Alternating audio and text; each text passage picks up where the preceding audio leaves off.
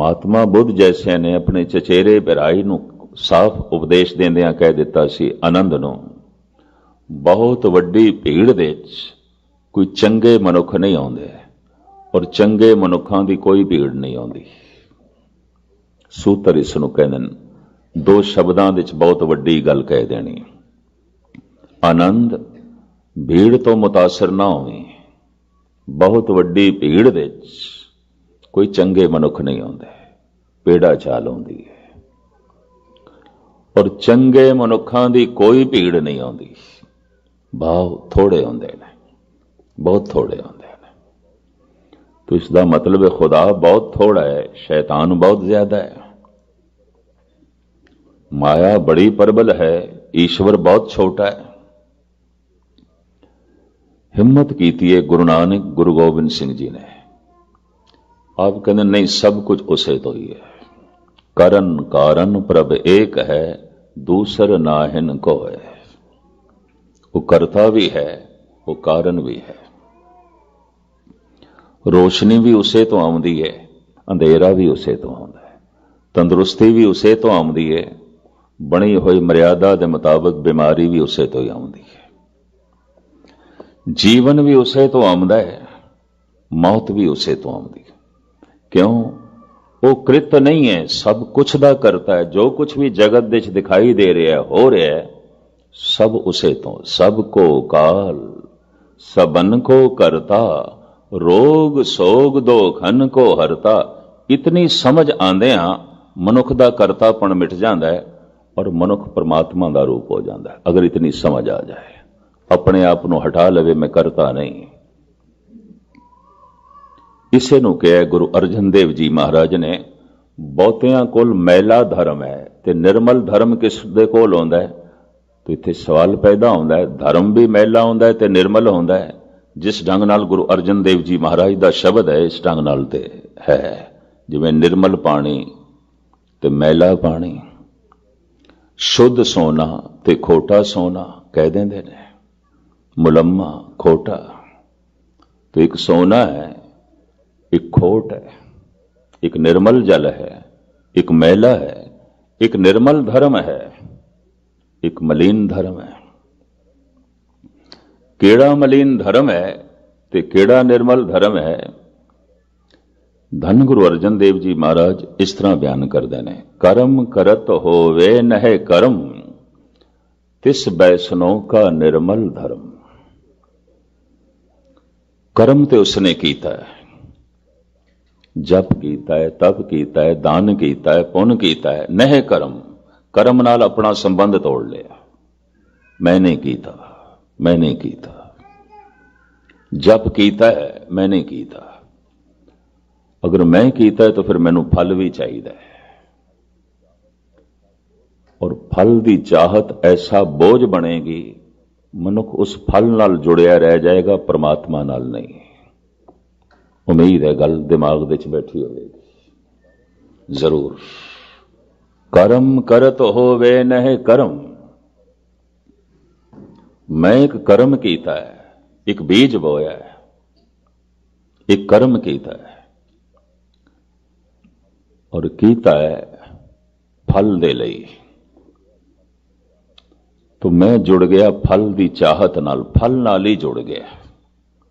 दान कीता, दान का एक फल अंदर कल्पना की किसी सुख की, तो मैं तो उसे सुख नाल जुड़िया रह गया, परमात्मा नाल ते जुड़िया नहीं। मैं जप कीता, मैं तप कीता, मैं बाणी पढ़ी, बदले च मैं कोई कामना रख ली, मैं तो अपनी कामना नाल जुड़िया रह गया, रब नाल ते जुड़िया ही नहीं। तो साहब कहते ने मैला धर्म है। अगर ये दान भी है तो मैला है, अगर ये ज्ञान भी है तो मैला है, अगर ये सेवा भी है तो मैली, शुद्ध नहीं है, पवित्र नहीं है। धर्म नू किधरे इतनी सौखी खेड ना समझ लेना।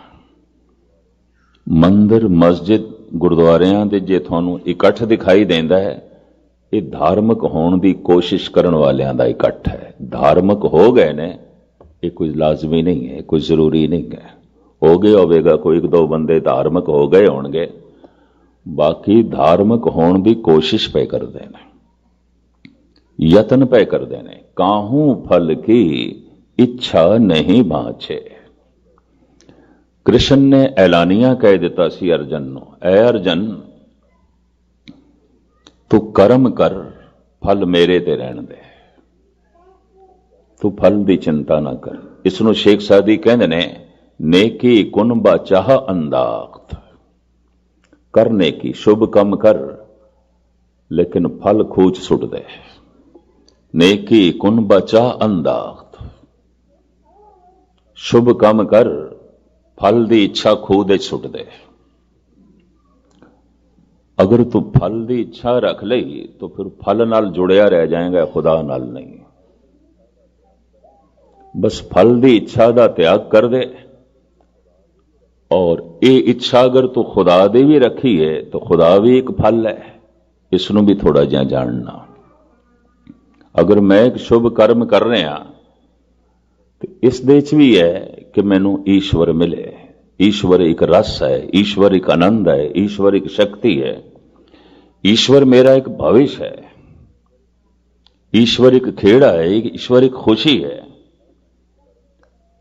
अगर ऐसा मैं कर्म करा तो दृष्टि मेरी फलते होवे तो मैं पूरी लीनता नाल एकाग्रता नाल कर्म कर नहीं सकांगा। बस फल की इच्छा कर्म दे च एकाग्र नहीं होने देंदी। इस वास्ते कहंदे ने खुदा की चाहत, परमात्मा की चाहत भी उदों संसार बन जाती है जद कर्म करदियां मनुख कर्म दे च लीन नहीं होया, फल की चाहत विच लीन हो रहा है, वो कर्म संसारी हो जाता है। काहू फल की इच्छा नहीं बांछे। इसनूं शमस तबरेज कहंदे ने तरक बा तरक। त्याग कीता है, हुण त्याग दा भी त्याग कर। हद हो गई, त्याग दा त्याग एक ही। तू त्याग कीता है, समा कढ़िया है, दान कीता है, पुण्य कीता है, बहुत कुछ कीता, हुण त्याग दा भी त्याग कर। त्याग दा त्याग की है? जो कुछ मैं कीता उसका जो फल है हुण उसका भी त्याग कर। ये कठिन गल है। यही कारण है कि धार्मिक मनुख सारी जिंदगी धार्मिक कर्म करता रहता है, ना रस, ना खेड़ा, ना खुशी, ना समाधि,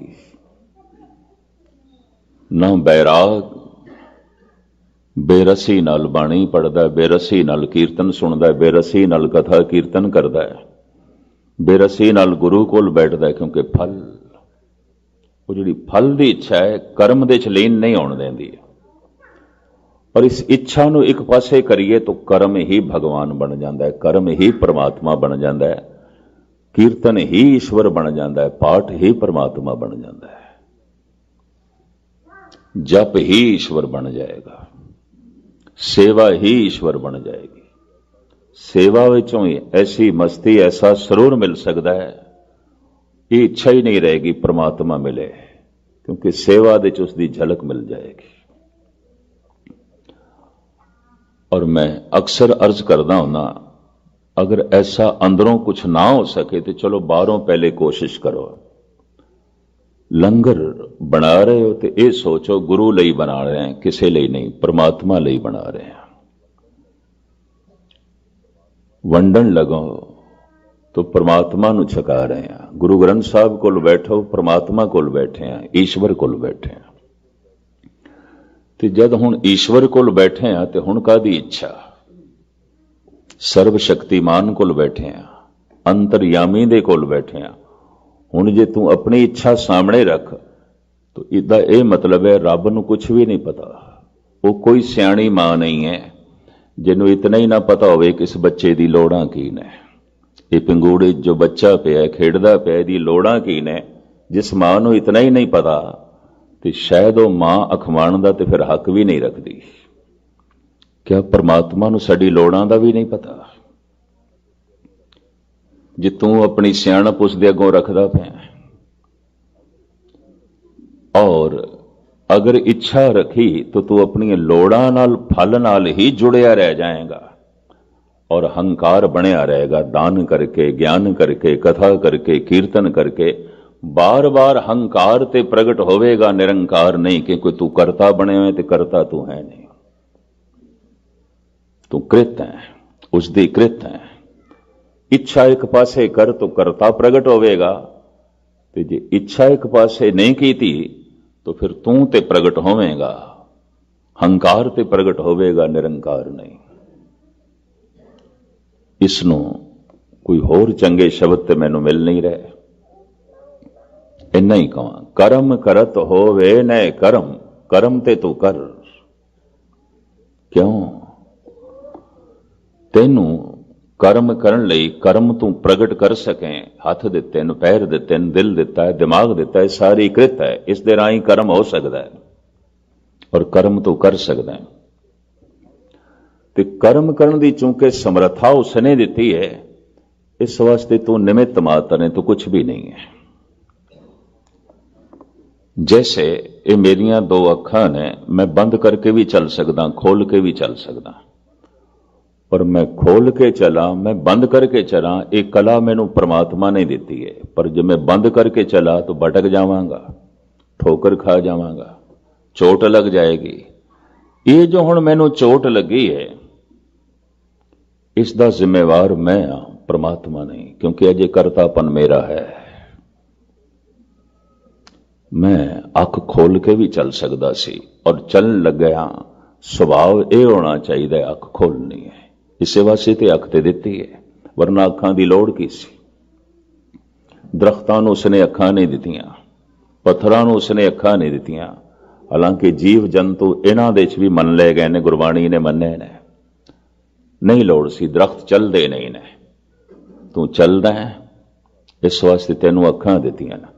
ते तू आखे हुण मैं अखां बंद करके चलना है, ठोकर खा जाएगा, गिर जाएगा, चोट लग जाएगी। इस जिम्मेवारी परमात्मा दी नहीं होगी। बस इतनी सूझ समझ तू प्राप्त कर सकता है, और तू प्राप्त कर सकता है इतनी खुल परमात्मा ने दी है।